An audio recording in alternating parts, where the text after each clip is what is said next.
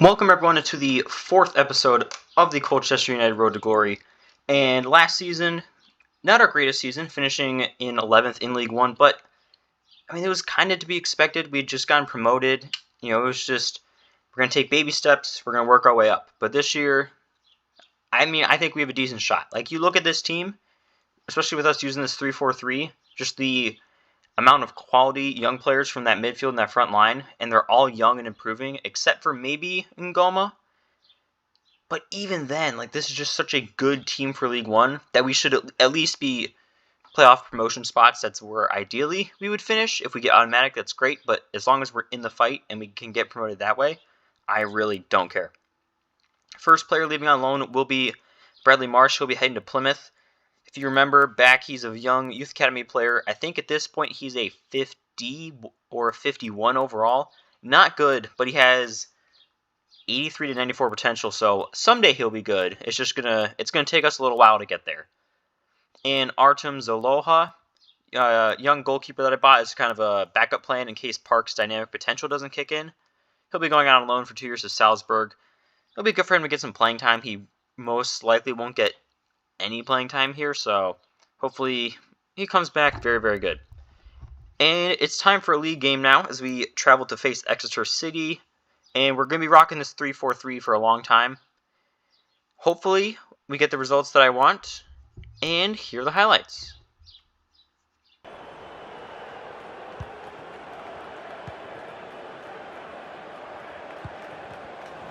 And possession given away.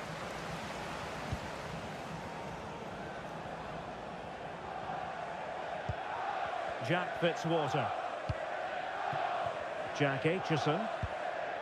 Cummins. On to Cole. Chance to do damage. And he's through here. A truly magnificent start. An early goal in the game. Just what they were hoping to produce. Assistant referee has raised his flag. Offside.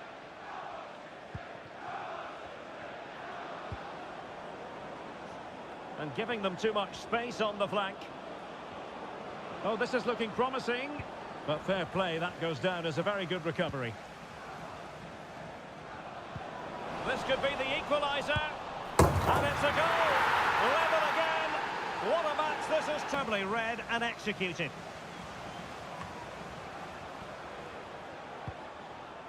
Cummins.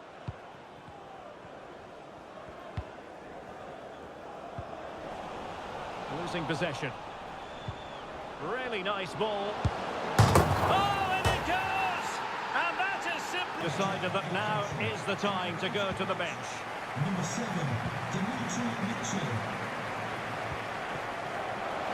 That's a good-looking pass. Decides to shoot. And nicely parried away. On to Cole.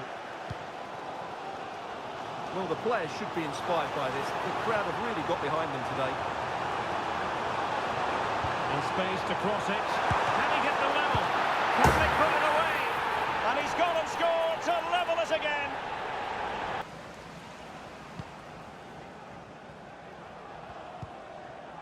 Now with Cole. Cox. Cole. And the timing was perfect. Ball one. Must take the lead here. Oh, last-ditch defending at its very finest. Oh, lovely ball. Can he keep his composure? And a goal. It was served up on a silver platter for him.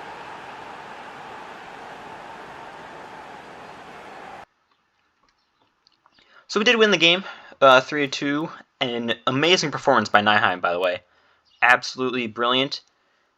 And I do think the 3-4-3 is going to be here to stay. I mean, just pure dominance. Defensively, we do have to work on some things. But our back line is just young and improving. We will be solid moving forward. Now it's time for our first home game of the episode as we host Oxford. I'm not going to touch the starting lineup. You just got to keep playing to really understand how this team is going to work and how things are going to go. And here are the highlights. Just hearing something has happened in the Barnsley game. Exactly what? Here's Alex. It's a goal for Barnsley. It was an early cross which found him in acres of space, and it was a beautiful headed finish. It's now 1-0 with 8 minutes played. Thanks as always to Alex Scott. Oh, the threat is there. Must score! And it goes! An early opening statement in this match. 1-0 then. Josh McEachran.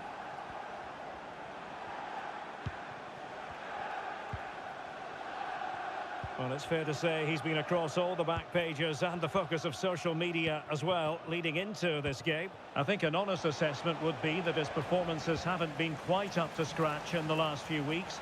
How much of that? He's in here. And it goes to square the game. What a contest this is turning out to be. He's given us away. Well, high marks for that pass. Showing real patience. Can they forge ahead?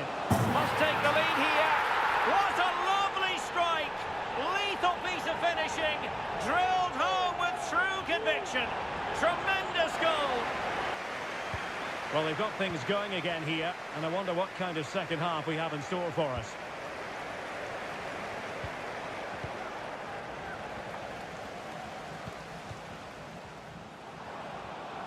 This looks more than decent. Surely can't miss. And it's a double for him in this game. Harris. A very timely interception.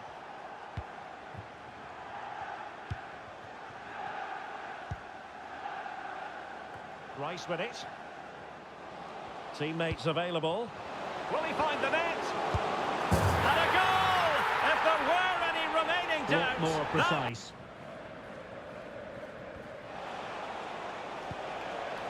To Arvist. Brannigan. Stefan Negru.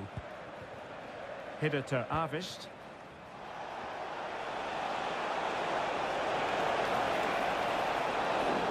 They were playing fluent football, but then the foul, and now you would anticipate a yellow card.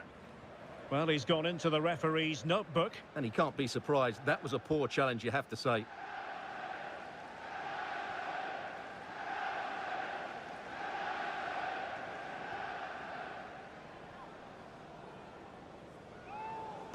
Well, straight into the meat of the penalty area. And the penalty has been given here.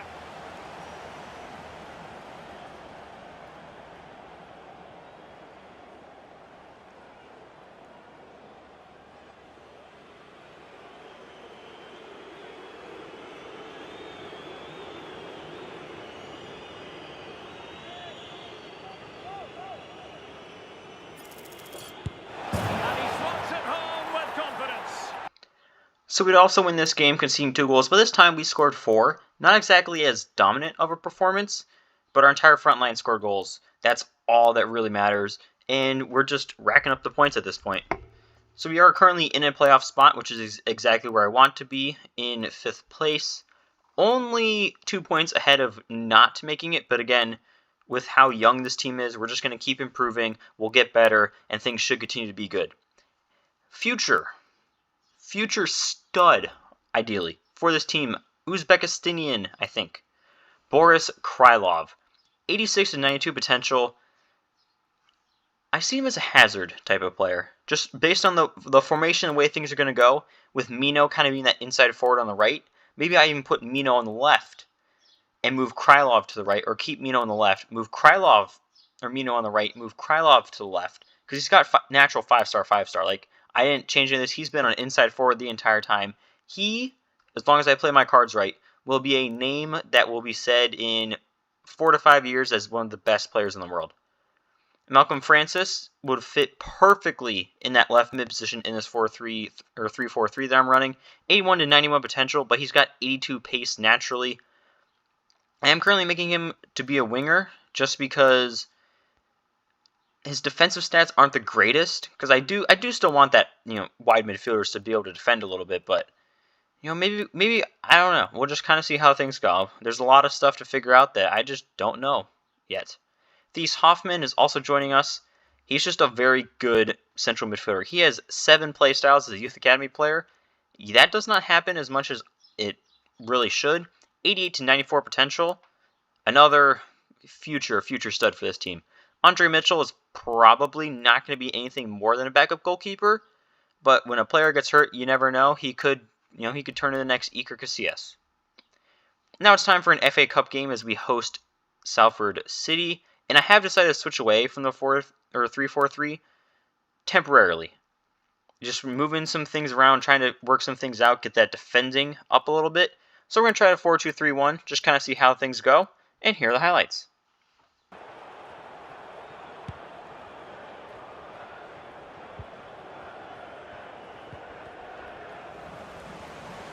Well, they'll be happy to have regained possession.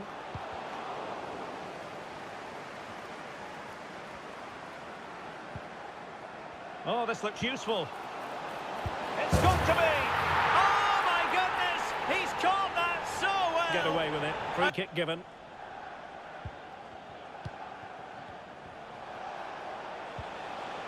Tom Edwards. Cole Stockton. And space to cross it. And with that, the attack fizzles out.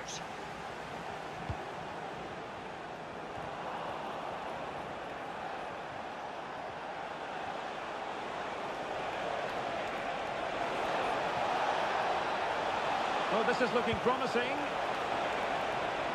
Cuts it back. And a goal! An end-to-end game!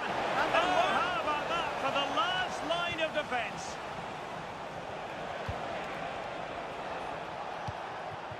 Callum Morton. And a fine tackle. Manning. Osterfield. Jeffrey. Not looking all that comfortable on the ball. And whipped into the box. Oh, a goal! And is that going to be the one that... So we won the game 2-1, continuing our little winning streak. Nyheim, 2 goals. I mean, it's just what he does. And it's just a solid win.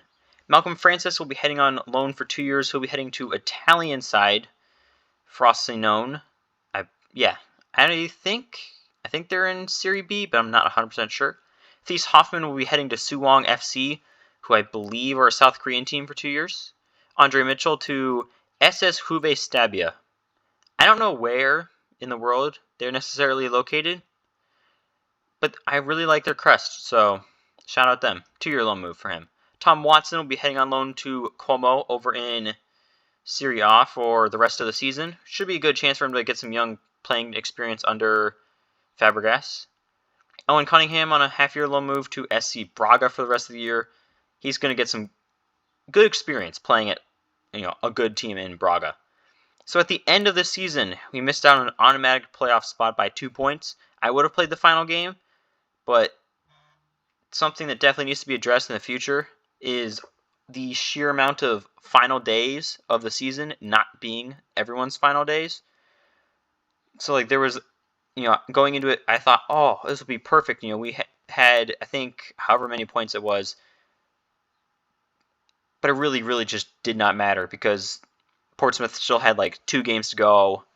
So even though we won the final game, Portsmouth drew and won. So it's just something that needs to be fixed for FC26. But we will be facing off against Bolton, and in the first leg I simmed it, we did lose 2-1. So now it's time to step in at home, get ourselves a win. I'm playing a 4-1-3-2. It's a formation I used in the past. I haven't used it recently, but I feel like with the personnel that we have, it would work best. So, backline's the same as our backline normally is. Oliver starting at defensive mid, Bailey at center mid, Franzak and Kraus on the outsides, and Shabangu and Nyheim up top. Shabangu, Youth Academy player. He doesn't have the greatest potential, so I didn't even highlight him getting added to the team. He is good. But realistically, he's not going to do much. but I just wanted to try out this formation, see how things go, and hopefully this is our second to last game of the episode where we will eventually be in Wembley, because that's really all this game matters about. Here are the highlights. Another play then, and a Bolton throw-in forthcoming. Now, when you take the throw-in, you're not then supposed to get caught offside. Well, that's ridiculous. That should never happen.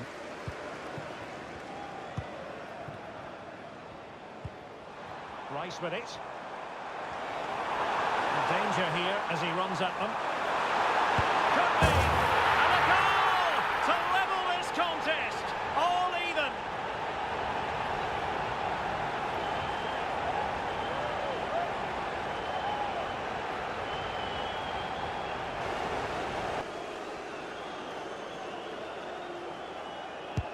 Who's going to get on the end of it? Oh, it's in! And that might very well seal it. Surely they're going through now.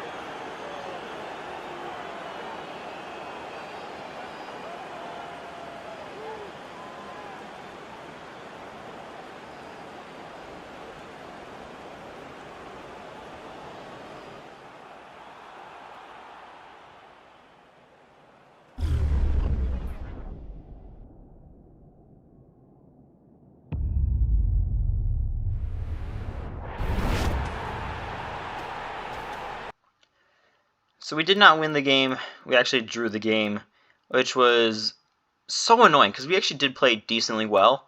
Just could not generate anything in the final third. Like, we defended well, we possessed the ball well in the midfield, but I was just trying to play too direct. I mean, they had 202 passes, we had 88. Like, we're just trying to feed the ball, it just wasn't working. And unfortunately, that means that our season is over. 2 points off of an automatic spot. Just absolutely horrible way to end things. I mean, the FA Cup, we got knocked out by Luton Town. Not surprising. We also got knocked out by Luton Town in the Carabao Cup. I don't know what they have against us. Portsmouth, we got knocked out in the second round of the BSM Trophy.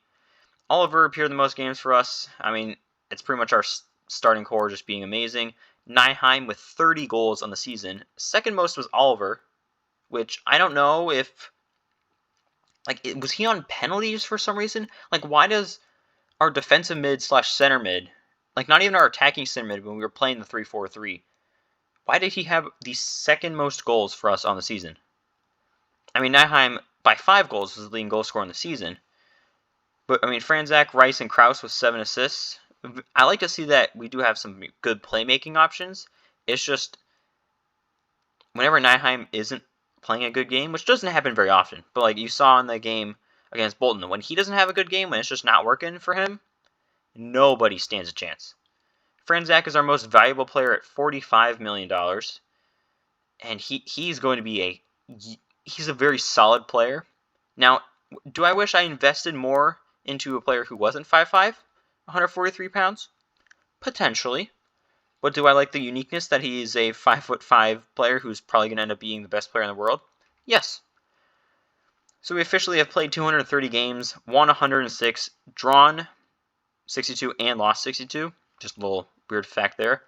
But yeah, I mean, this was the team that I used in that final game. And something's definitely going to have to change because going forward offensively, this just did not work for us whatsoever. And I'm not 100% sure what I'm going to change.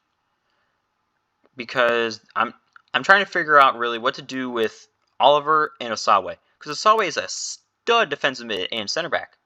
But which one do I want him to like go fully investing into? So I'll play some musical chairs, figure things out, but you're not going to see this exact team next season.